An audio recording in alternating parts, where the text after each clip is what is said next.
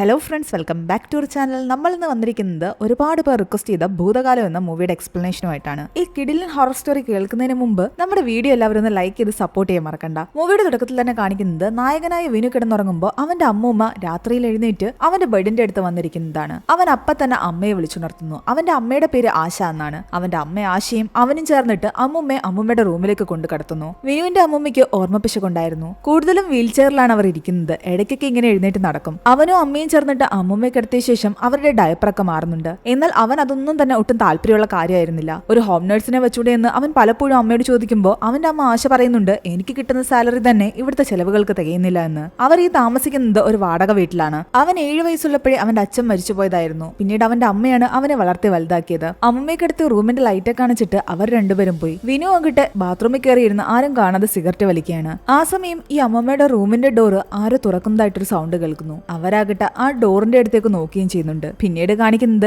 ഇവന്റെ അമ്മൂമ്മ മരിച്ചതായിട്ടും അവർ ചടങ്ങുകളെല്ലാം നടത്തുന്നതുമാണ്. കുറെ കാലമായിട്ട് ഇവരിങ്ങനെ കിടപ്പിലാണ്. അധികാരോട് സംസാരിക്കാറുമില്ല, പല കാര്യങ്ങളും ഓർമ്മയില്ല. അതൊക്കെ കൊണ്ട് ഇവർ പോയത് നന്നായില്ലേ എന്നാണ് പലരും ആശയോട് പറയുന്നത്. എന്നാൽ ആശയെ സംബന്ധിച്ച് അവർക്ക് ഡിപ്രഷൻ ഉണ്ടായിരുന്നു. അവരും വിനുവുമായിട്ട് അധികം സംസാരിക്കാറൊന്നുമില്ല. അവർ കൂടുതലും അവരുടെ അമ്മയോടായിരുന്നു സംസാരിച്ചിരുന്നത്. അമ്മയുടെ വേർപാട് കൂടിയായപ്പോൾ ആശ മാനസികമായിട്ടും വല്ലാതെ തളർന്നു. ക്ലിനിക്കൽ ഡിപ്രഷനുള്ള ആശ ട്രീറ്റ്മെന്റ് എടുക്കുന്നുണ്ടായിരുന്നു. അവർ ഡോക്ടറിനെ കാണാൻ വരുമ്പോൾ ഡോക്ടർ അവരോട് പറയുന്നുണ്ട്, നിങ്ങൾക്ക് ഡിപ്രഷനുള്ള സ്ഥിതിക്ക് ഇടയ്ക്ക് മരുന്നൊരിക്കലും മുടക്കാൻ പാടില്ല എന്ന്. അമ്മയുടെ മരണത്തിന് മുന്നേ വരെ ആശ കുറച്ചുകൂടി ഓക്കെയായിരുന്നു. പക്ഷെ മരണശേഷം ആശയുടെ മനസ്സ് വല്ലാതെ താളം തെറ്റാൻ തുടങ്ങിയിരിക്കുന്നു. പല കാര്യങ്ങളിലും ഇവർക്ക് ദേഷ്യം വരാനും തുടങ്ങി. വിനുവുമായിട്ടുള്ള കമ്മ്യൂണിക്കേഷനും ഒട്ടും തന്നെ ശരിയല്ല. അവര് കാരണമാണ് വിനുവിന് പുറത്തേക്ക് ജോലിക്ക് പോകാൻ പറ്റാത്തത്. അവൻ നാട്ടിൽ തന്നെ എന്തെങ്കിലും ജോലി കണ്ടെത്തണമെന്നായിരുന്നു ആശയുടെ വാശി. അല്ലെങ്കിൽ അവൻ കൂടി പോയി കഴിഞ്ഞാൽ താൻ ഒറ്റയ്ക്കായി പോകുമെന്നുള്ള പേടിയായിരുന്നു ആശയ്ക്ക്. ഇത് ആശയുടെ ഭർത്താവിന്റെ സഹോദരൻ മധുവാണ്. ബന്ധുക്കളായിട്ട് മധു മാത്രമേ ഇവർക്ക് ഉണ്ടായിരുന്നുള്ളൂ. അയാളും ആശയോട് പറയുന്നുണ്ട് അവനെ ഇങ്ങനെ വീട്ടിൽ തന്നെ പിടിച്ചിരുത്താതെ എവിടേക്കെങ്കിലും ജോലിക്ക് വിടാൻ.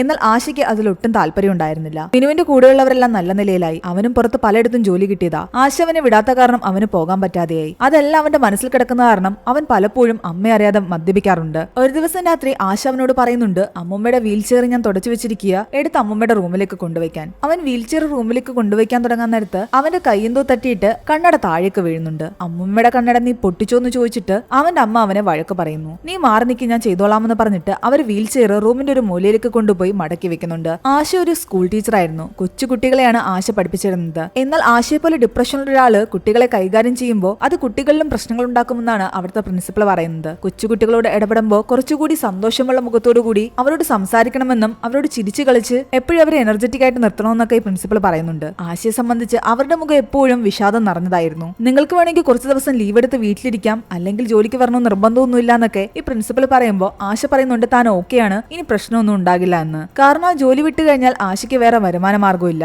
അന്ന് രാത്രി വിനു ഒരു സ്വപ്നം കാണുന്നു. അവൻ കരച്ചിൽ കേട്ട് അമ്മൂമ്മയുടെ റൂമിലേക്ക് പോകുമ്പോൾ അമ്മൂമ്മ ആ റൂമിനകത്ത് ഇരിക്കുന്നതായിട്ടാണ് അവൻ സ്വപ്നം കാണുന്നത്. അത് കണ്ടുകൊണ്ടാണ് അവൻ ഞെട്ടി ഉണരുന്നത്. വിനു പ്രിയ എന്ന് പറയുന്ന ഒരു പെൺകുട്ടിയെ പ്രണയിക്കുന്നുണ്ടായിരുന്നു. എന്നാൽ പലപ്പോഴും പ്രിയ വിളിക്കുമ്പോൾ അവൻ ഫോൺ എടുക്കാറില്ല. കാരണം തനിക്ക് ജോലിക്ക് പോകാൻ പറ്റാത്തതിന്റെ വിഷമവും പിന്നെ അമ്മൂമ്മ മരിച്ചതിന്റെ ആ ചടങ്ങുകളും ഒക്കെ ആയിട്ട് അവൻ കുറച്ച് സാഡ് ആയിരുന്നു. എന്നാൽ എനിക്ക് തോന്നുമ്പോൾ മാത്രം ഫോൺ എടുക്കാനായി ഇങ്ങനെ താല്പര്യമെങ്കിൽ ഈ റിലേഷൻഷിപ്പ് മുന്നോട്ട് പോകില്ല എന്ന് പ്രിയ പറയുന്നുണ്ട്. എന്നാൽ ഇനി പ്രശ്നമൊന്നുമില്ല, താൻ എപ്പോ വേണമെങ്കിലും ഫോൺ എടുക്കാമെന്ന് അവൻ സമ്മതിക്കുന്നു. വിനു പഠിച്ചത് ഡിഫാം ആയിരുന്നു. അതുപോലെ തന്നെയാണ് അവന്റെ കൂട്ടുകാരൻ ശ്യാമും. എന്നാൽ ശ്യാം ഡിഫാം പഠിച്ചിട്ട് ഇവിടെ ജോലിയൊന്നും കിട്ടാത്ത കാരണം അവന്റെ ഏതോ സുഹൃത്ത് വഴി ഏതോ ഒരു ഹോട്ടലിൽ ജോലി ശരിയാക്കിയിട്ടുണ്ടായിരുന്നു. എന്നാൽ ഡിഫാം ഒക്കെ പഠിച്ചിട്ട് ഈ ജോലിക്ക് പോണോന്ന് വിനു ചോദിക്കുന്നു. എന്നാൽ ശ്യാം പറയുന്നുണ്ട് അങ്ങനെ നോക്കിയിരുന്നിട്ട് കാര്യമില്ല, കിട്ടുന്ന ജോലിക്ക് പോയേ പറ്റൂന്ന്. തന്റെ കൂട്ടുകാരെല്ലാം രക്ഷപ്പെട്ടു പോകുന്നതിൽ വിനുവിന് വിഷമം ഉണ്ടായിരുന്നു. കാരണം അവൻ ഇതുവരെയും ഒന്നും ആകാൻ പറ്റിയിട്ടില്ല. അന്ന് രാത്രി പതിവ് പോലെ ആശയാകട്ടെ ഡിപ്രഷനിൽ ടാബ്ലറ്റ് എല്ലാം കഴിച്ചിട്ട് ഉറങ്ങാൻ കിടന്നു. വിനു രാത്രിയിൽ വിശന്നപ്പോ ഒരു ബിസ്ക്കറ്റ് കഴിക്കാൻ വേണ്ടിട്ട് കിച്ചണിലേക്ക് വന്നതാണ്. അവൻ തിരിച്ചു റൂമിലേക്ക് പോകാൻ നേരം അമ്മൂമ്മയുടെ റൂമിന്റെ ജനലിന്റെ അടുത്ത് നിന്നും നായകൾ കുരയ്ക്കുന്ന സൗണ്ട് കേൾക്കുന്നുണ്ട്.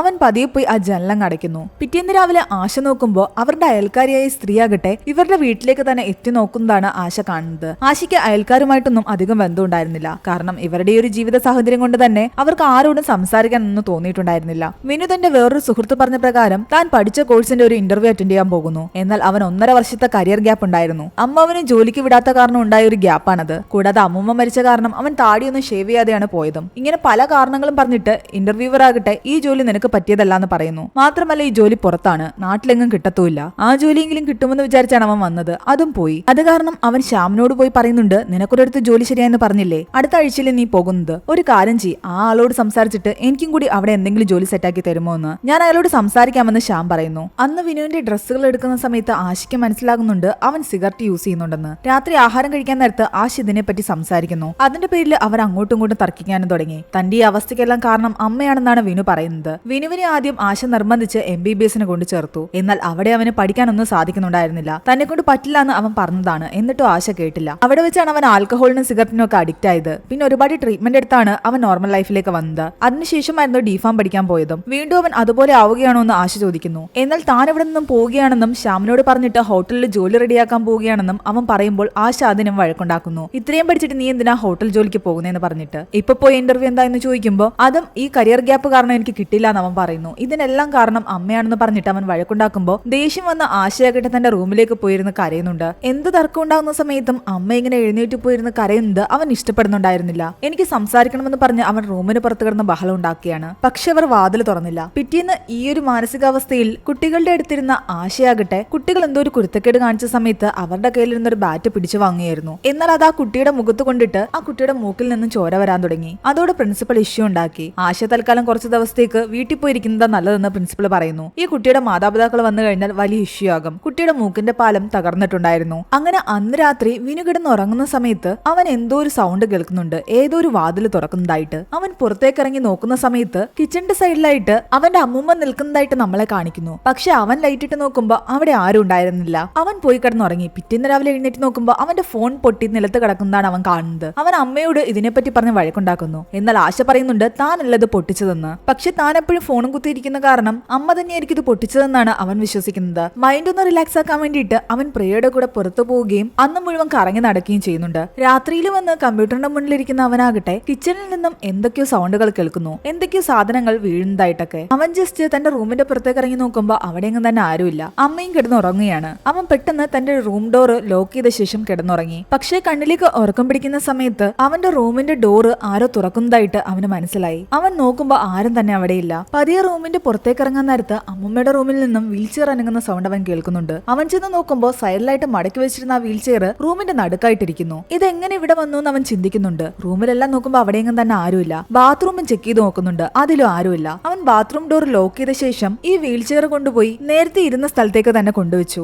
എന്നിട്ട് അവൻ തിരിഞ്ഞ് ഡോറിന്റെ അടുത്തേക്ക് വരാൻ നേരത്ത് അമ്മൂമ്മയുടെ കണ്ണട തനിയെ താഴെ വീഴുന്നുണ്ട്. അവൻ പതിയെ എടുത്ത് മേളിലേക്ക് വെക്കുന്നുണ്ട്. ചിലപ്പോ സൈഡിലെങ്ങാനും ഇരുന്നിട്ട് വീണതായിരിക്കും എന്നാണ് അവൻ കരുതുന്നത്. പക്ഷെ പെട്ടെന്ന് ആ ഡോർ തനിയെ ലോക്കാവുന്നത് അവൻ ശ്രദ്ധിക്കുന്നു. അവൻ ആകെ പേടിച്ചുപോയി. ഡോർ തുറക്കാൻ നോക്കിയിട്ട് അത് നടക്കുന്നുമില്ല. ആ വീൽ ചെയർ വീണ്ടും അനങ്ങുന്നുണ്ട്. ആകെ പേടിച്ച് അവൻ അമ്മയെ വിളിക്കുന്നു. അമ്മയാണോ പുറത്തുനിന്ന് പൂട്ടിയതെന്ന് അവന് ഡൗട്ട് ഉണ്ടായിരുന്നു. എന്നാൽ അമ്മയുടെ സൗണ്ട് പുറത്തുനിന്നൊന്നും തന്നെ കേൾക്കുന്നുമില്ല. കുറെ നേരം ഡോർ തുറക്കാൻ അവന് ബഹളം ഉണ്ടാക്കുന്നുണ്ട്. ആ സമയത്ത് ഒരു സ്ത്രീ കരയുന്ന സൗണ്ട് അവൻ കേൾക്കുന്നു. അത് അമ്മ തന്നെയാണോ എന്ന് അവന് ഡൗട്ട് തോന്നാൻ തുടങ്ങി. പെട്ടെന്നാണ് അവൻ കാണുന്നത് ബാത്റൂമിനുള്ളിൽ ഒരു നിഴലനക്കം. അതോടെ അവൻ ആകെ പേടിച്ച് നിലവിളിക്കാൻ തുടങ്ങി. പിന്നീട് കാണിക്കുന്നത് പിറ്റേന്ന് രാവിലെ മധു വിളിച്ചിട്ട് ആശ മധുവിന്റെ വീട്ടിലേക്ക് വരുന്നതാണ്. രാത്രി നടന്ന സംഭവങ്ങൾ കാരണം വിനു പേടിച്ച് മധുവിന്റെ വീട്ടിലെത്തിയിട്ടുണ്ടായിരുന്നു. അവൻ പല കാര്യങ്ങളും പറയുന്നുണ്ട്. അവനെന്തൊക്കെയോ പിച്ചും പേയൊക്കെ പറയുന്നത് മദ്യപാനവും പുകവലിയൊക്കെ അവനെ വല്ലാതെ മാനസികമായിട്ട് ബാധിച്ചിട്ടുണ്ടെന്നും അതുകൊണ്ട് അവന്റെ കൗൺസിലിംഗ് കൊടുക്കുന്നതാ നല്ലതെന്നും മധു പറയുന്നുണ്ട്. അവൻ പറയുന്ന പല കാര്യങ്ങളും ആരും വിശ്വസിക്കാൻ കൂട്ടാക്കിയില്ല. അതെല്ലാം അവന്റെ തോന്നലാണെന്നാണ് എല്ലാവരും വിചാരിക്കുന്നത്. അങ്ങനെ അവന് കൗൺസിലിംഗ് കൊടുക്കാൻ വേണ്ടിയിട്ട് ജോർജ് എന്ന് പറയുന്ന ഒരാളെ മധു വിളിച്ചുകൊണ്ടുവരുന്നു.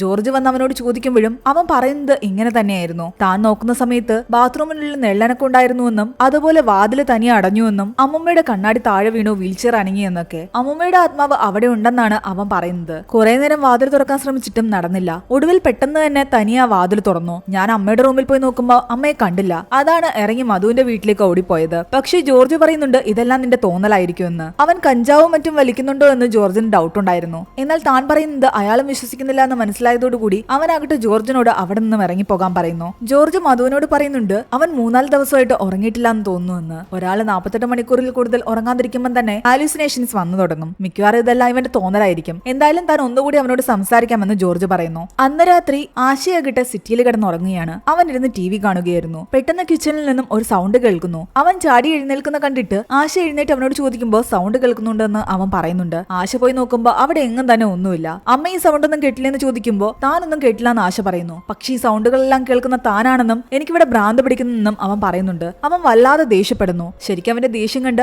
ആശ പോലും പേടിച്ചുപോയി. പിറ്റേന്ന് തുണിയെടുക്കാൻ പുറത്തേക്കിറങ്ങിയ ആശയോട് അയൽക്കാരി ചോദിക്കുന്നുണ്ട് ടീച്ചർ ഡ്യൂട്ടിക്ക് പോയില്ലേ, ടീച്ചറിന് മോൻ ഇവിടെ ഇല്ലേ എന്നൊക്കെ. അതിനൊന്നും തന്നെ വലിയ താല്പര്യമില്ലാതെയാണ് ആശ മറുപടി പറയുന്നത്. എന്നിട്ട് പെട്ടെന്ന് അകത്തേക്ക് കയറി പോവുകയും ചെയ്യുന്നുണ്ട്. ആ അയൽക്കാരി വളരെ പേടിയോടുകൂടിയാണ് ആ വീട്ടിലേക്ക് നോക്കുന്നത്. അയൽക്കാരി ഇനി ഇങ്ങോട്ട് നോക്കാതിരിക്കാൻ വേണ്ടിയിട്ട് ആശയാകട്ടെ അവിടെ ഉണ്ടായിരുന്ന ജനലുകളും വാതിലുകളും എല്ലാം അടച്ചു. അവർ സ്ഥിരമായി സ്ഥിരമായിട്ട് മെയിൻ വാതിൽ അടച്ചിട്ട് ആ താക്കോല് ഫ്രിഡ്ജിന്റെ മുകളിലാണ് വയ്ക്കാറ്. കുറച്ചു കഴിഞ്ഞിട്ട് ആശയാകട്ടെ തന്റെ ഡോക്ടറെ കാണാൻ വേണ്ടിയിട്ട് അവിടേക്ക് പോകുന്നു. എന്നാൽ അവിടെ ചെല്ലുമ്പോൾ ആ ഡോക്ടർ സ്ഥലം മാറി പോയിട്ടുണ്ടായിരുന്നു. പുതിയ ഒരാളാണ് ഇരിക്കുന്നത്. തന്റെ പ്രശ്നങ്ങൾ ഇനി ആദ്യം മുതൽ ഇയാളോട് പറഞ്ഞു തുടങ്ങണമെന്ന് ആലോചിച്ചിട്ട് ആശയ്ക്ക് അയാളോട് ഒന്നും പറയാൻ തോന്നിയില്ല. അത് കാരണം ആശ അവിടെ നിന്ന് തിരിച്ചിറങ്ങിപ്പോയി. ആശ പുറത്തുപോയ സമയത്ത് വിനുവും പുറത്തെവിടെയോ പോയിട്ടുണ്ടായിരുന്നു. ആ സമയത്താണ് വിനുവിനെ കാണാൻ ജോർജ് അവിടേക്ക് വരുന്നത്. അയൽക്കാരി ജോർജിനോട് പറയുന്നുണ്ട് അവർ രണ്ടുപേരും ഇവിടെ ഇല്ല, രണ്ടുപേരും പുറത്തേക്ക് പോയിരിക്കുകയാണെന്ന്. താനിവിടെ വെയിറ്റ് ചെയ്യാമെന്ന് ജോർജ് പറയുമ്പോൾ അയൽക്കാരി പറയുന്നുണ്ട് സാർ അധിക നേരം അവിടെ നിൽക്കാത്തത് നല്ലത്, ആ വീടിന് എന്തൊക്കെയോ കുഴപ്പങ്ങളുണ്ടെന്ന്. അത് കേട്ട് ജോർജ് അവരോട് കാര്യം തിരക്കുന്നു. അപ്പോഴാണ് അവിടെ നടന്ന സംഭവങ്ങളെല്ലാം ഇവർ പറയുന്നത്. ഒരു ഭാര്യയും ഭർത്താവും കുട്ടിയുമായിരുന്നു അവിടെ താമസിച്ചിരുന്നത്. ഒരു ദിവസം കുട്ടിക്കും വൈഫിനും വിഷം കൊടുത്തിട്ട് അയാൾ അതിലൊരു റൂമിൽ തൂങ്ങി മരിച്ചു എന്നാണ് പറയുന്നത്. ആ സംഭവത്തിന് ശേഷം ആ വീടിന് എന്തൊക്കെയോ പ്രശ്നങ്ങളുണ്ട്. കുറെ കാലം ഈ വീട് അടച്ചിട്ടിരുന്നത്. കുറച്ചുനാൾ മുമ്പ് ഒരു ബാങ്ക് ഉദ്യോഗസ്ഥനും അയാളുടെ വൈഫും വാടകയ്ക്ക് വന്നു. അയാളുടെ അവസ്ഥ ഇത് തന്നെയായിരുന്നു. ഒരു ദിവസം പെട്ടെന്ന് അയാളും കയറി തൂങ്ങി. എന്നാൽ എന്തായാലും വൈഫ് കണ്ടത് കാരണം അയാളുടെ ജീവൻ രക്ഷിക്കാൻ പറ്റി. അതിനുശേഷം അവരിവിടെ നിന്നും താമസം മാറിപ്പോയി. പിന്നെയാണ് ഈ അമ്മയും മകനും വന്നത്. ഇവിടെ വന്നവർക്കെല്ലാം എന്തൊക്കെയോ പ്രശ്നങ്ങൾ പറ്റിയിട്ടുണ്ട്. ഇതോടുകൂടി ജോർജിന് മനസ്സിലായി വിനു പറയുന്നതിലും എന്തൊക്കെയോ കാര്യങ്ങളുണ്ടെന്ന്. പിന്നീട് ആശ ജോർജിനെ വിളിക്കുന്ന സമയത്ത് ജോർജ് പറയുന്നുണ്ട് താൻ കുറച്ച് തിരക്കിലാണ്, താൻ വിനുവിനോട് പിന്നെ വന്ന് സംസാരിക്കാമെന്ന്. ഇതിന്റെ പിന്നിലെ സത്യമൊക്കെ അറിയാതെ ആ വീട്ടിലേക്ക് പോകാൻ ജോർജിനും കുറച്ച് പേടിയുണ്ടായിരുന്നു. ഇവിടെ വിനു ആകട്ടെ ശ്യാമിന്റെയും കൂട്ടുകാരുടെയും കൂടി ഇരുന്ന് മദ്യപിക്കുകയാണ്. ശ്യാമിനോട് താൻ പറഞ്ഞ ജോലി ശരിയാക്കുന്ന കാര്യത്തെപ്പറ്റി അവൻ സംസാരിക്കുമ്പോൾ താനത് നോക്കാമെന്നാണ് ശ്യാമ പറയുന്നത്. അങ്ങനെ മദ്യപിച്ച് കുറച്ചു കഴിയുമ്പോൾ വിനുവിന് ടോയ്ലറ്റിൽ പോകാൻ തോന്നുന്നുണ്ട്. ശ്യാം അവനെ തന്റെ വീട്ടിലേക്ക് പറഞ്ഞു വിടുന്നു. എന്നാൽ അവനാകട്ടെ അകത്തേക്ക് കയറി പോകുന്ന സമയത്ത് ശ്യാമിന്റെ അമ്മൂമ്മ അവന്റെ മുൻപിലേക്ക് പെട്ടെന്ന് വന്നതും അവൻ പേടിച്ചിട്ട് അവിടെ തന്നെ യൂറിൻ പാസ് ചെയ്യുന്നു. തന്റെ വീട്ടിൽ നടക്കുന്ന കാര്യങ്ങളെല്ലാം കൊണ്ട് തന്നെ അവന്റെ ഉള്ളിൽ ഓൾറെഡി പേടിയുണ്ടായിരുന്നു. പെട്ടെന്ന് അവർ മുന്നിലേക്ക് വന്നപ്പോൾ അവൻ വല്ലാതെ പേടിച്ചു പോയതാണ്. അന്ന് വീട്ടിലെത്തിയ അവനാകട്ടെ ആശയോട് പറയുന്നുണ്ട് ഇന്ന് ഞാൻ അമ്മയുടെ കൂടെ കിടന്നോട്ടെ എന്ന്. അവന്റെ മുഖത്ത് നല്ല ഉറക്കക്ഷീണം ഉണ്ടായിരുന്നു. ദിവസങ്ങളായി അവൻ മനസ്സമാധാനത്തോടെ ഒന്ന് ഉറങ്ങിയിട്ട് നീ എന്റെ കൂടെ കിടന്നുവെന്ന് ആശയും പറയുന്നു. ആ ടൈമിൽ ജോർജ് ആകട്ടെ വിനുവും ആശയും വാടകയ്ക്ക് താമസിക്കുന്ന ആ വീടിന്റെ ഉടമസ്ഥനെ കാണാൻ പോകുന്നു. അയാളോട് ആ വീടിനെ പറ്റി സംസാരിക്കുന്നുണ്ട്. അപ്പോഴാണ് അയാൾ തുറന്നു പറയുന്നത് ആ വീട്ടിൽ താമസിച്ചിരുന്നത് അയാളുടെ മകനും കുടുംബമായിരുന്നു എന്ന്. വിവാഹശേഷം അയാളുടെ മകനും വൈഫും ചേർന്നിട്ട് ആ വീട് നിർമ്മിച്ച് അവിടേക്ക് മാറി താമസിക്കുകയായിരുന്നു. കുറച്ചു കാലം കഴിഞ്ഞിട്ട് തന്റെ മകന്റെ ഭാര്യയാണ് ആദ്യം പറഞ്ഞു തുടങ്ങിയത് ആ വീടിനെന്തോ പ്രശ്നമുണ്ടെന്നൊക്കെ. പിന്നെ തന്റെ മകന് മാനസിക പ്രശ്നങ്ങളുണ്ടെന്ന് അവൾ പറയാൻ തുടങ്ങി. ഒരു ദിവസം അവൾക്കും കുഞ്ഞിനും വിഷം കൊടുത്തിട്ട് അവൻ ആത്മഹത്യ ചെയ്തു. എന്താണ് അവർക്ക് ശരിക്കും സംഭവിച്ചതെന്ന് ആർക്കും അറിയില്ല. ഒരു വീട്ടിൽ ആരെങ്കിലും മരിച്ചു കഴിഞ്ഞാലും നമ്മൾ ആ വീട്ടിൽ താമസിക്കാറില്ലേ, അതുപോലെ ഒരു വീടാണതും. അല്ലാതെ അവിടെ വേറെ പ്രശ്നങ്ങളൊന്നുമില്ല എന്നാണ് ഈ വീട്ടുടമസ്ഥൻ പറയുന്നത്. പിന്നീട് കാണിക്കുന്നത് രാത്രിയിൽ ആശയും വിനുവും ഒരു റൂമിൽ തന്നെ കിടന്നുറങ്ങുന്നതാണ്. കുറച്ചു കഴിയുമ്പോൾ വാഷിംഗ് മെഷീൻ തനിയെ ഓണാകുന്ന സൗണ്ട് ആശ കേൾക്കുന്നുണ്ട്. ആശ പോയി പെട്ടെന്ന് അതിന്റെ പ്ലഗ് ഊരുന്നു. എന്താ സംഭവിച്ചെന്ന് ആശയ്ക്ക് മനസ്സിലായില്ല. വിനു ഇതെല്ലാം വന്നെന്ന് നോക്കുന്നുണ്ടായിരുന്നു. അവനും ആശയോട് അതിനെപ്പറ്റി ഒന്നും സംസാരിച്ചില്ല. ജോർജ് ആകട്ടെ നേരെ അവിടെ താമസിച്ചിരുന്ന ആ ബാങ്ക് ഉദ്യോഗസ്ഥനെ കാണാൻ പോകുന്നു. അയാൾ ആത്മഹത്യ ചെയ്ത സമയത്ത് വൈഫ് കണ്ടത് കാരണം അയാൾ രക്ഷപ്പെട്ടിട്ടുണ്ടായിരുന്നല്ലോ. എന്നാൽ അയാളുടെ അവസ്ഥ വളരെ മോശമായിരുന്നു. അയാൾ ഇപ്പോൾ വീൽ ചെയറിലാണ് ഇരിക്കുന്നത്. അധികം ഒന്നും സംസാരിക്കില്ല. അയാളുടെ കഴുത്തൊടിഞ്ഞിട്ടുണ്ടായിരുന്നു. അയാളുടെ വൈഫ് പറയുന്നുണ്ട് ആദ്യമൊന്നും വലിയ പ്രശ്നങ്ങളില്ലായിരുന്നു എന്ന്. എന്നാൽ പതിയെ ആ ഉദ്യോഗസ്ഥൻ അയാളുടെ വൈഫിനോട് പറഞ്ഞു തുടങ്ങിയിട്ടുണ്ടായിരുന്നു ആ വീട്ടിൽ മറ്റാരോ കൂടി ഉണ്ടായിരുന്നു എന്ന്. ശ്രദ്ധിച്ചു നോക്കിക്കഴിഞ്ഞാൽ ഒരാളെ കൂടി അവിടെ കാണാമെന്നാണ് ഈ ബാങ്ക് ഉദ്യോഗസ്ഥൻ പറഞ്ഞത്. ഒരു ദിവസം ആഹാരം വിളമ്പ് എന്ന് പറഞ്ഞിട്ട് റൂമിലേക്ക് കയറിപ്പോയ ആളാണ് പെട്ടെന്ന് ആത്മഹത്യക്ക് ശ്രമിക്കുകയായിരുന്നു. ആ വീടിന് എന്തൊക്കെയോ പ്രശ്നങ്ങളുണ്ടെന്ന് അവരും പറയുന്നു. അതോട് ജോർജിന്റെ ഡൗട്ടുകൾ കൂടി വരാൻ തുടങ്ങി. വിനു പറയുന്നതിൽ ശരിക്കും എന്തോ കാര്യമുണ്ട്. ഇവിടെ വിനു ആകട്ടെ പ്രിയോട് പറയുന്നുണ്ട് നമുക്കിവിടെ നിന്നും എങ്ങോട്ടെങ്കിലും പോകാമെന്ന്. തനിക്ക് സ്വസ്ഥമായിട്ടൊന്ന് ഉറങ്ങണം. എനിക്കെന്തോ പ്രശ്നമുണ്ടെന്നാണ് വീട്ടുകാർ പറയുന്നത്. കൗൺസിലിങ്ങിനൊക്കെ ആളെ കൊണ്ടുവന്നിട്ടുണ്ട്. ഇതെല്ലാം കേട്ടതോടുകൂടി പ്രിയ പേടിക്കാൻ തുടങ്ങി. അവനെന്തോ മാനസിക പ്രശ്നമാണെന്നാണ് പ്രിയ പറയുന്നത്. എന്നാൽ തനിക്കൊരു പ്രശ്നവുമില്ല, ആരും തന്നെ മനസ്സിലാക്കുന്നില്ല എന്നൊക്കെയാണ് അവൻ പറയുന്നത്. പക്ഷെ പ്രിയയ്ക്ക് അവന്റെ അവസ്ഥ കണ്ടിട്ട് പേടിയായിട്ട് അവള് പറയുന്നുണ്ട് നീ വീട്ടിൽ പോയി കുറച്ചു നേരം കിടന്നുറങ്ങ്, തൽക്കാലം നമുക്ക് ഇതിനെപ്പറ്റിയൊക്കെ പിന്നെ സംസാരിക്കാമെന്ന്. പ്രിയയും തന്നെ മനസ്സിലാക്കുന്നില്ല എന്ന് കണ്ടതോടുകൂടി അവൻ സങ്കടപ്പെട്ട് അവിടെ നിന്ന് ഇറങ്ങിപ്പോയി. അന്ന് നേരെ അവൻ ബാറിൽ പോയി മദ്യപിക്കുകയായിരുന്നു. ആ സമയത്ത് അറിയാതെ ഒരാൾ അവന്റെ ദേഹത്ത് തട്ടിയതും അതിന്റെ പേരിൽ അങ്ങോട്ടും ഇങ്ങോട്ടും വഴക്കുണ്ടാക്കുകയും അടിയാവുകയും ചെയ്യുന്നു. ഈ സംഭവങ്ങളെല്ലാം മധു അറിഞ്ഞിട്ടുണ്ടായിരുന്നു. മധു അവനെ തന്റെ വീട്ടിലേക്ക് കൂട്ടിക്കൊണ്ടുവരുന്നു. എന്നിട്ട് ആശയോട് പറയുന്നുണ്ട് ഇങ്ങനെ പോയി കഴിഞ്ഞാൽ അവൻ കൈവിട്ടു പോകുമെന്ന്. അവനെ ഏതെങ്കിലും ഹോസ്പിറ്റലിൽ കാണിക്കുന്നതാ നല്ലത്. അവന് മെഡിറ്റേഷനും തെറാപ്പിയൊക്കെയാണ് വേണ്ടത്. തന്റെ മകനെ താൻ നോക്കിക്കൊള്ളാമെന്ന് ആശ പറയുന്നു. ആശയ്ക്കും ജീവിതം മടുത്തു തുടങ്ങിയിട്ടുണ്ടായിരുന്നു. വിനുവിന്റെ ഈ അവസ്ഥയും കൂടി അവർക്ക് കാണാൻ സാധിക്കുന്നുണ്ടായിരുന്നില്ല. ഓൾറെഡി അവര് ഡിപ്രഷനിലാണ്. തന്റെ മകനും അതേ അവസ്ഥയിലേക്ക് പോകുമെന്ന് വിചാരിച്ചിട്ട് ആശ അന്ന് രാത്രി തന്നെ ആഹാരത്തിൽ വിഷം കലർത്തി ആത്മഹത്യ ചെയ്യാമെന്ന് തീരുമാനിക്കുകയാണ്. ദോശ ഉണ്ടാക്കാനെടുത്ത മാവില് അവർ വിഷം കലർത്തുന്നുണ്ട്. എന്നിട്ട് അതേ ദോശ തന്നെ തന്റെ പ്ലേറ്റിലേക്കും വിനുവിന്റെ പ്ലേറ്റിലേക്കും വെക്കുന്നു. ആ സമയം ഇവിടെ ജോർജ് ആകട്ടെ മധുവിനെ വിളിച്ച് പറയുന്നുണ്ട് വിനു പറഞ്ഞതിൽ കാര്യമുണ്ട്, ആ വീടിന് എന്തൊക്കെയോ പ്രശ്നമുണ്ടെന്ന്. എന്നാൽ മധു തിരിച്ചു പറയുന്നത് പ്രശ്നം അവനാണെന്നാണ്. അവൻ മദ്യപിച്ചിട്ട് ഇന്നും വഴക്കുണ്ടാക്കി, അല്ലാതെ വീടിന്റെ പ്രശ്നമൊന്നുമല്ല, അതൊക്കെ നിങ്ങളുടെ തോന്നലാ. ജോർജ് പറയാൻ തുടങ്ങിയ കാര്യങ്ങളൊന്നും തന്നെ മധു കേട്ടില്ല. അയാൾ ഫോൺ കട്ട് ചെയ്തു. ആശ വിനുവിനോട് ഇവിടെ ആഹാരം കഴിക്കാൻ പറയുമ്പോൾ തനിക്ക് എനിക്ക് വിശപ്പില്ലാന്ന് അവൻ പറയുന്നുണ്ട്. എന്നാൽ നിനക്ക് ക്ഷീണമുണ്ട്, ക്ഷീണം മാറണമെങ്കിൽ ആഹാരം കഴിക്കണം, നാളെ രാവിലെ ആകുമ്പോഴത്തേക്കും എല്ലാ പ്രശ്നങ്ങളും മാറുമെന്ന് അവർ പറയുന്നു. എന്നാൽ വിനു ആകട്ടെ അവരുടെ മുഖത്തൂക്കി പറയുന്നുണ്ട്, എന്റെ ഏറ്റവും വലിയ വിഷമം ഞാൻ സ്നേഹിക്കുന്നവർ എന്നെ മനസ്സിലാക്കാത്തതാണെന്ന്. അമ്മയെങ്കിലും എന്നെ മനസ്സിലാക്കണം, എനിക്കൊരു പ്രശ്നവുമില്ല. അവൻ അങ്ങനെയൊക്കെ പറഞ്ഞ് സംസാരിക്കുമ്പോൾ ആശയം വല്ലാതെ ഇമോഷണലായി. താൻ ജീവിക്കുന്നത് തന്നെ നിനക്ക് വേണ്ടിയിട്ടാണ്, നീയെങ്കിലും എന്നെ മനസ്സിലാക്കണമെന്ന് ആശയം പറയുന്നു. അങ്ങനെ പരസ്പരം അവർ മനസ്സ് തുറന്ന് സംസാരിക്കുകയും വല്ലാതെ ഇമോഷണൽ ആവുകയും ചെയ്യുന്നുണ്ട്. അത് കഴിഞ്ഞ് കാണിക്കുന്നത് ആ ആഹാരം അവർ കഴിക്കാതെ വേസ്റ്റ് ബിന്നിൽ കൊണ്ടിടുന്നതാണ്. മരിക്കാനുള്ള അവരുടെ തീരുമാനം അവർ മാറ്റിയിട്ടുണ്ടായിരുന്നു. ആശ കിച്ചണിൽ നിൽക്കുകയാണ്. വിനു ആകട്ടെ ടേബിളിലേക്ക് വന്നിരുന്ന് ഗ്ലാസ്സിലിരുന്ന വെള്ളം എടുത്ത് കുടിക്കുന്നു. ഗ്ലാസ് താഴേക്ക് വെക്കാൻ തുടങ്ങിയതും ആ ഗ്ലാസ് അനങ്ങുന്നതായിട്ട് അവന് തോന്നി. തന്റെ തോന്നലാന്നൊന്നും അറിയാൻ വേണ്ടിയിട്ട് അവൻ ഒന്നുകൂടി ആ ഗ്ലാസ് പിടിക്കാൻ നോക്കിയതും ആ ഗ്ലാസ് ദൂരേക്ക് നിരങ്ങിപ്പോകുന്നു. അവൻ പേടിച്ച് അമ്മയെ വിളിക്കുന്നു. ഗ്ലാസ് ഇവിടെ നിന്ന് അനങ്ങിയെന്ന് അവൻ പറയുമ്പോൾ അവരാകട്ടെ അതിലേക്ക് തന്നെ നോക്കി നിൽക്കുകയായിരുന്നു. ആ സമയത്ത് അപ്പുറത്തെ റൂമിന്റെ കതക് തനിയെ തുറക്കുന്നതായിട്ട് ആശ ശ്രദ്ധിക്കുന്നു. പെട്ടെന്ന് ആ ടേബിളിന്റെ അടുത്തുണ്ടായിരുന്ന ചെയർ താഴേക്ക് വീഴുന്നു. അതോടെ ആശയ്ക്ക് മനസ്സിലായി ഇവൻ പറയുന്നത് സത്യമാണ്, ഇവിടെ ഏതോ ഒരു ആത്മാവുണ്ട്. വീണു പെട്ടെന്ന് അമ്മയും പിടിച്ചുകൊണ്ട് അവന്റെ അമ്മൂമ്മയുടെ റൂമിലേക്ക് കയറിയിട്ട് ആ ഡോർ അടയ്ക്കുന്നു. കിച്ചണിനുള്ളിൽ എന്തൊക്കെയോ ബഹളങ്ങൾ അവർ അകത്തുനിന്ന് കേൾക്കുന്നുണ്ട്. പാത്രങ്ങളെല്ലാം താഴെ വീഴുന്നു. ആരോ നടന്ന് ഇവരുടെ വാതിലിന്റെ അടുത്തേക്ക് വരുന്നു. വാതിൽ തള്ളി തുറക്കാൻ ശ്രമിക്കുന്നുണ്ട്. വാതിലിന്റെ ഡോർ ലോക്ക് പിടിച്ചു തുറക്കാൻ ശ്രമിക്കുന്നു. ഇതെല്ലാം കണ്ട് അവന്റെ അമ്മ നിലവിളിക്കാൻ തുടങ്ങിയതും അവൻ പെട്ടെന്ന് വാ പൊത്തിപ്പിടിക്കുന്നു. സൗണ്ട് ഉണ്ടാക്കാതെ നിൽക്കാൻ പറയുന്നുണ്ട്. ആ വാതിലിനപ്പുറത്ത് ആരോ ഉണ്ടെന്ന് അവർക്ക് മനസ്സിലായി. പെട്ടെന്ന് ഉള്ളിലെ ലൈറ്റുകളെല്ലാം മിന്നാൻ തുടങ്ങി. കുറെ നേരം ആ വാതിലിന് ആരോ ചവിട്ടി പെട്ടെന്ന് ആ വാതിൽ തുറക്കുന്നു. വിനു അവിടെ ഉണ്ടായിരുന്ന ഒരു ചെറിയ ടേബിൾ എടുത്ത് ഒരു ഷീൽഡായിട്ട് ഫ്രണ്ടിൽ പിടിക്കുന്നുണ്ട്. പക്ഷേ ആ ഡോറിനപ്പുറത്ത് ആരും തന്നെ ഉണ്ടായിരുന്നില്ല. പേടിച്ച് ഇവർ രണ്ടുപേരും പുറത്തേക്ക് ഇറങ്ങി. മെയിൻ വാതിലിന്റെ അടുത്ത് എത്തുമ്പോൾ അത് പൂട്ടിയിരിക്കുകയാണ്. ചാവിയാകട്ടെ ഫ്രിഡ്ജിന്റെ മുകളിലും. കിച്ചണിന്റെ അടുത്ത് വരെ പോയി ഇനി അതങ്ങനെ എടുത്തുകൊണ്ട് വരുമെന്നാണ് ഇവർ ചിന്തിക്കുന്നത്. അമ്മയുടെ നിൽക്ക്, ഞാൻ പോയിട്ട് വരാമെന്ന് പറഞ്ഞിട്ട് വിനു പേടിച്ച് അവിടേക്ക് പോകുന്ന വഴിയിൽ അവന്റെ അമ്മയുടെ റൂമിൽ നിന്നും ഒരു സ്ത്രീയുടെ കരച്ചിൽ അവൻ കേൾക്കുന്നുണ്ട്. ഒരു സ്ത്രീ ആ ബെഡിലിരുന്ന് കരയുന്നതായിട്ട് അവൻ സൈഡ് കണ്ണിലൂടെ കാണുന്നു. പെട്ടെന്ന് തിരിഞ്ഞു നോക്കുമ്പോൾ അവിടെ ആരും ഉണ്ടായിരുന്നില്ല. വീണ്ടും ധൈര്യം സംഭരിച്ച് ആ ഫ്രിഡ്ജിന്റെ മുകളിൽ നിന്നും താക്കോലെടുക്കാൻ ചെന്നതും ഒരു കുട്ടി അവിടെ നിന്ന് ഓടിപ്പോകുന്നു. അവന്റെ പേടി കൂടി വരികയാണ്. എങ്ങനോ താക്കോലും എടുത്തിട്ട് അവൻ തിരിഞ്ഞു വരാൻ തുടങ്ങി. ആ സമയത്ത് താൻ നിൽക്കുന്നതിന്റെ അടുത്ത് ചെറിയൊരു സൗണ്ട് ആശ കേൾക്കുന്നു. ആശ നോക്കുമ്പോ വിനുവിന്റെ റൂമിലായിട്ട് ഒരു കയറ് തൂങ്ങിക്കിടക്കുന്നു. അവർ അങ്ങനെ പേടിച്ചു നിൽക്കുന്ന സമയത്താണ് വിനു അവരുടെ അടുത്തേക്ക് വരുന്നത്. പക്ഷെ അവന്റെ അമ്മ അവനെ പെട്ടെന്ന് തടയുന്നു. എന്താ സംഭവം എന്നറിയാൻ അവൻ നോക്കുമ്പോൾ കാണുന്നത് ആ സിറ്റിയിൽ ഒരാൾ ഇരിക്കുന്നതാണ്.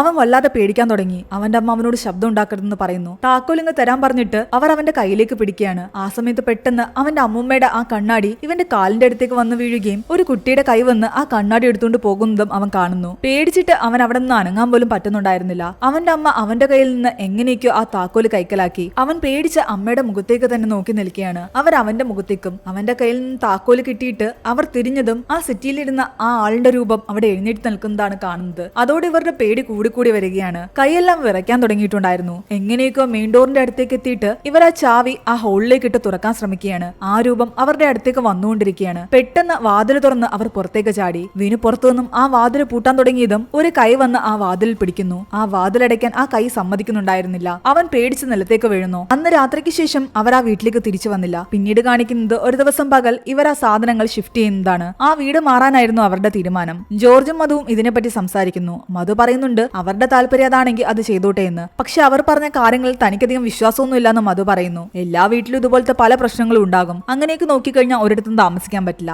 എന്നാൽ ജോർജ് പറയുന്നുണ്ട് ഓരോരുത്തരുടെയും അനുഭവത്തിൽ വരുമ്പോൾ മാത്രമേ നമുക്കതൊക്കെ വിശ്വാസം വരുമെന്ന്. എന്താണെങ്കിൽ ഈ സംഭവത്തോടു കൂടി അമ്മയും മോനും ഒന്നിച്ചല്ലോ, അത് മതി എന്നാണ് മധു പറയുന്നത്. ആ വീടിന് പുറത്തേക്ക് ഇറങ്ങി നിൽക്കുന്ന സമയത്ത് വിനു വല്ലാതെ ആ വീടിനെ നോക്കി നിൽക്കുന്നുണ്ടായിരുന്നു. എന്ത് പറ്റും മോനെ എന്ന് ആശ ചോദിക്കുമ്പോൾ വിനു പറയുന്നുണ്ട് നമുക്ക് ശേഷം ഇവിടെ വാടകയ്ക്ക് താമസിക്കാൻ വരുന്ന ആൾക്കാരെ കുറിച്ച് ആലോചിച്ച് നിൽക്കുകയായിരുന്നു താനെന്ന്. ഇനി വരുന്നവരും ഇതെല്ലാം ഫേസ് ചെയ്യേണ്ടി വരും. എല്ലാ സാധനങ്ങളും പുറത്തെത്തിച്ചു കഴിയുമ്പോൾ ജോർജ് ആകട്ടെ ആ വീടിന്റെ ഡോർ ലോക്ക് ചെയ്യുന്നു. അതിനു മുമ്പ് അയാൾ വീട്ടിലേക്കൊന്ന് നോക്കുന്നുണ്ട്. അങ്ങനെ ഇവർ ഇവിടെ നിന്നും താമസം മാറി പോകുന്നിടത്താണ് ഈ ഒരു മൂവി അവസാനിക്കുന്നത്. ഈ ഒരു മൂവിയുടെ സ്റ്റോറി എങ്ങനെ ഉണ്ടായിരുന്നു നിങ്ങൾ താഴെ കമന്റ് ചെയ്യുക. എക്സ്പ്ലനേഷൻ ഇഷ്ടപ്പെട്ടെങ്കിൽ വീഡിയോയിലേക്ക് നമ്മുടെ ചാനൽ സബ്സ്ക്രൈബ് ചെയ്യാനും മറക്കണ്ട.